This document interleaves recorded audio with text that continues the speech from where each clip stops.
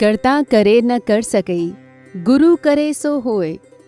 तीन लोक नौ खंड में, गुरु से बड़ा न कोई। अर्थात तीनों लोक और नौ खंड में गुरु से बड़ा कोई नहीं है। क्योंकि हमें बनाने वाले परमात्मा भले ही हमारा भाग्य लिख चुके हैं, लेकिन उस भाग्य को बनाने और बदलने का काम गुरु से बेहतर कोई नहीं कर सकता।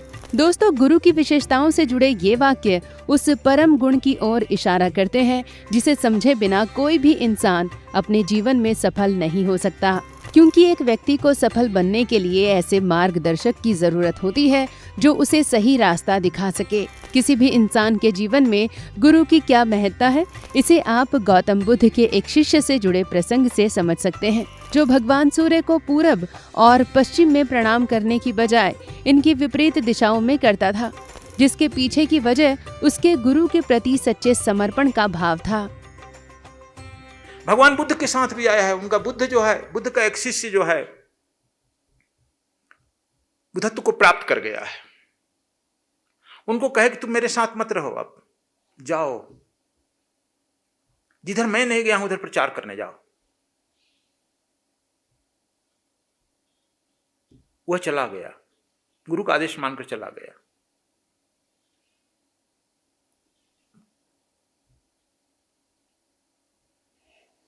प्रचार कर रहा था, लेकिन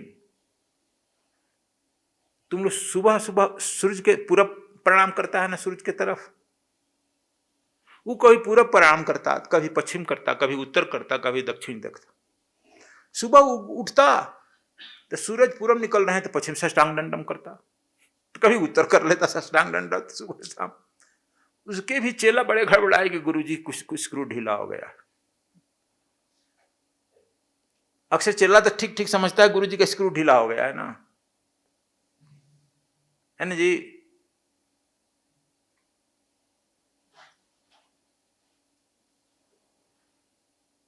नहीं रहा गया, कहा कि पूछा जी गुरुजी थोड़ा डॉक्टर को बुलाना पड़ेगा। कहा किस लिए? थोड़ा आपका गड़बड़ मालूम हो रहा। क्या बात है? सूरज इधर निकलता है उधर हम लोग प्रणाम करते हैं ना, तब आप सूरज पूरब है तो पश्चिम से साष्टांग दंडवत करते हैं। वह बोला कि मुझे सूर्य से कोई लेना देना नहीं है, पृथ्वी के नियमों से कुछ मुझे लेना देना नहीं है। मैं यहां बैठा हूं, देखता हूं कि मेरा गुरु अभी पश्चिम दिशा में है, इसलिए मैं उसे साष्टांग प्रणाम कर दिया जाता हूं। शाम को देखता हूं मेरा गुरु उत्तर दिशा में है, इसलिए मैं उसे साष्टांग प्रणाम कर देता हूं।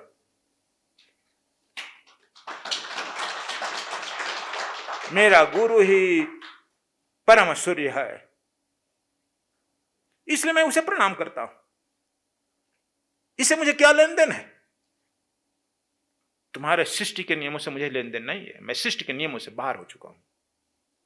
ज्ञानी का वही अर्थ है जो सृष्टि के नियमों से बाहर हो जाता है। जो गुरु बसई बनारसी, शीश समुंदर तीर, एक पलक बिखरे नहीं, जो गुण होए शरीर। कबीरदास इस दोहे के माध्यम से ये बताना चाहते हैं कि गुरु अपने शिष्य के पास हो या उससे कोसों दूर, कोई फर्क नहीं पड़ता, क्योंकि एक सच्चा शिष्य हमेशा अपने गुरु की सेवा में मग्न रहता है। वो हमेशा उनका ध्यान करता रहता है, जिससे उसके आसपास आने वाली हर बाधा दूर होती रहती है। गुरु बसे बनारसी, शीश समुंदर तीर, बिसराए ना बिसरे जो गुरु गुण होए शरीर। जो राम ने प्रथा का कहा था, पूछा था गुरुजी मैं कैसे मानूं, आकि मैं दूर चला जाऊंगा तो कैसे होगा? चूंकि वह चले गए हैं, गुरु तो शिष्य चला गया है समुद्र तीर, रामेश्वरम, लंका पर चढ़ाई करने के लिए रामेश्वरम पहुंच गया है ना। अब वहां पुल बनाने के चक्कर में है, और गुरु तो बैठा हुआ सिद्धाश्रम बक्सर, काशी के नजदीक। इसीलिए कहे हैं कबीर साहब, बिसराए ना बिसरे जो गुरु गुण होए शरीर। जो गुरु बसे बनारसी, बनारस में बसाए ना विश्वामित्र गुरु बनारस, जो गुरु बसे बनारसी, शीश समुंदर तीर। राम चल गए ना, समुद्र तीर चले गए, एकदम उत्तर एकदम दक्षिण। बिसराए ना बिसरे, राम बिसर नहीं रहा, वो हरदम गुरु के स्मरण में बने हैं, अस्मरण में, संस्मरण में बने। और वहीं से प्रणाम कर लेते हैं, उनको वहीं से आशीर्वाद मिल जाता है। जब तुम दिल से जोड़ेगा तो गुरु से जुड़ जाएगा। दिल इसीलिए है, मध्य में है, उत्तरायण और दक्षिणायन को जोड़ता है और तुरंत दक्षिणायन से काटकर उत्तरायण से जोड़ देगा। जैसे तुम रिमोट दबाता है टीवी का, तो जिस स्टेशन से दबाता है उस स्टेशन पकड़ता है कि नहीं?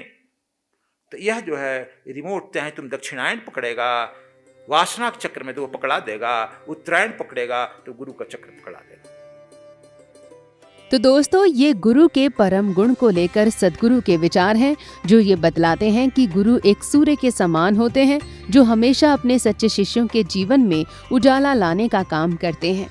आप क्या सोचते हैं इस वीडियो को लेकर? कमेंट बॉक्स में जरूर बताएं और सद्विप्र समाज सेवा संस्थान व सद्गुरु धाम से जुड़ने और अपना योगदान देने के लिए स्क्रीन पर दिए गए QR कोड को जरूर स्कैन करें। धन्यवाद।